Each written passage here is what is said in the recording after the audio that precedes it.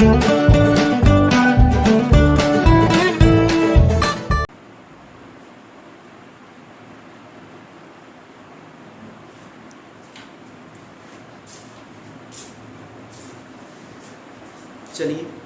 तो last class में देखा जाए तो हम लोग ठोस का जो परिचय था उसके बारे में देख चुके थे, और आज हम लोग देखने वाले हैं क्लास 12 के जो केमिस्ट्री को पढ़ रहे थे, चैप्टर नंबर 1 जो था क्लास 12 का, आपको याद आ रहा होगा। एनसीईआरटी को अगर ध्यान दें तो उसके बाद एनसीईआरटी में टॉपिक नंबर 1.1 है ठोस अवस्था के सामान्य अभिलक्षण। ठीक है, ठोस अवस्था के जो सामान्य विलक्षण है उसको तो हम लोग पढ़ेंगे, जानेंगे, समझेंगे बहुत अच्छे तरीके से। लेकिन हम ये बात कर रहे हैं कि जो ठोस, द्रव और गैस होते हैं इनके अंदर अस्थायित्व की बात दिया है। अगर एनसीईआरटी के आप रीडिंग करोगे ये वाले टॉपिक को तो उनके ऊपर लिखा है अस्थायित्व की बात किया है इसी टॉपिक के अंदर।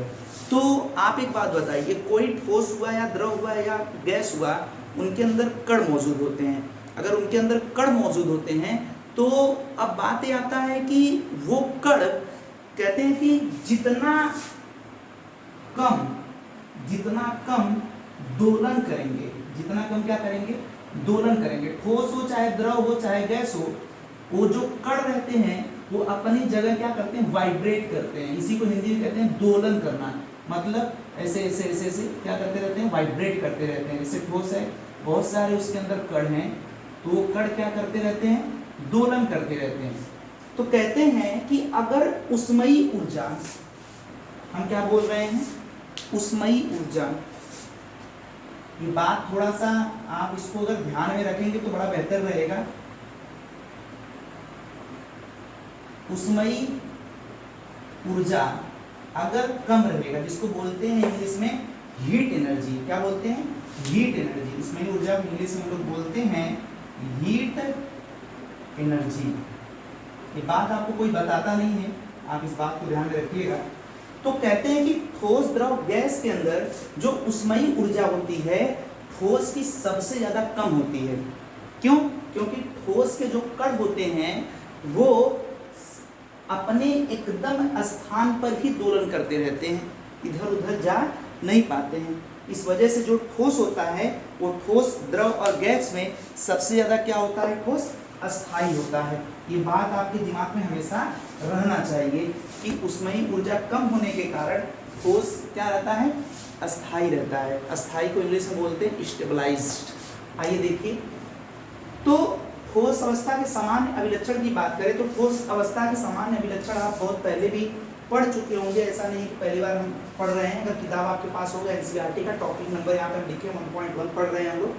तो ठोस निश्चित द्रव्यमान, आयतन एवं आकार के होते हैं। मतलब ठोस का जो द्रव्यमान, आयतन और आकार होता है वो निश्चित होता है, वो बदलता नहीं है। कहते हैं कि definite mass, volume and size and shape रहते हैं। क्या हम बोल रहे हैं इंग्लिश में, डेफिनिट रहता है सॉलिड का, द्रव्यमान को इंग्लिश में बोलते हैं मास, आयतन को बोलते हैं वॉल्यूम, आकार को क्या बोलते हैं, शेप। चलिए आइए ध्यान दीजिए यहाँ पर।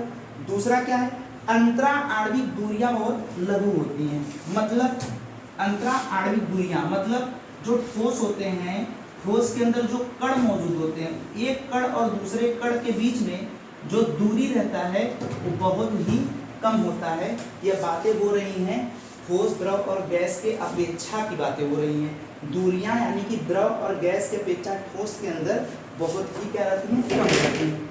अगला पॉइंट है, अंतरा आणविक बल प्रबल होते हैं। ये लास्ट क्लास में भी हम बता चुके हैं कि जो ठोस के अंदर जो कण होते हैं अगर दूरियां कम होंगी तो जाहिर सी बात है कि इनके अंदर जो बल है वो बहुत ही क्या लगता होगा, प्रबल।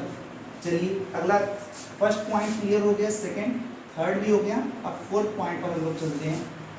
यहाँ पर लिखा है अवयवी कणों की स्थितियां निश्चित होती हैं और यह केवल अपनी माध्य स्थितियों के चारों ओर दोलन कर सकते हैं। अभी जब हम शुरुआत किए थे अपने लेक्चर को तो यही बात किए थे कि जो ठोस हो चाहे द्रव हो चाहे गैस हो, उनके जो कण होते हैं क्या करते रहते हैं, दोलन करते रहते हैं, अपनी जगह पे क्या करते रहते हैं, हिलते रहते हैं बहुत ही धीमे धीमे। आप जितनी भी ठोस देख रहे हैं, यहाँ पे व्हाइट बोर्ड है, इनके अंदर जो कण होंगे वो भी क्या करते होंगे, दोलन करते होंगे इनके अंदर के कण। अगला देखिए, ठोस जो होते हैं असंपीड्य होते हैं। और लिखा है क्या होते हैं, कठोर होते हैं। असंपीड्य का मतलब ये होता है कि इनके आकार को हम बदल नहीं पाते हैं आसानी से।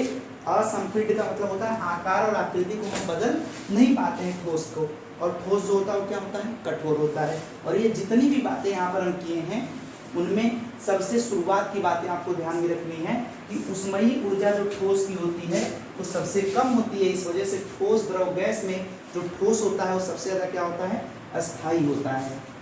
चलिए अब हम लोग अपना जो भी चीज़ें रहेंगी, अब नेक्स्ट टॉपिक अपना हम लोग देखने वाले हैं कि ठोसों के कौन से प्रकार होते हैं, कितने प्रकार के ठोस देखने को मिलते हैं, और वो ठोस के प्रकार में क्या क्या चीज़ें हैं। ये सारी चीज़ों को हम समझेंगे और जानेंगे नेक्स्ट लेक्चर में।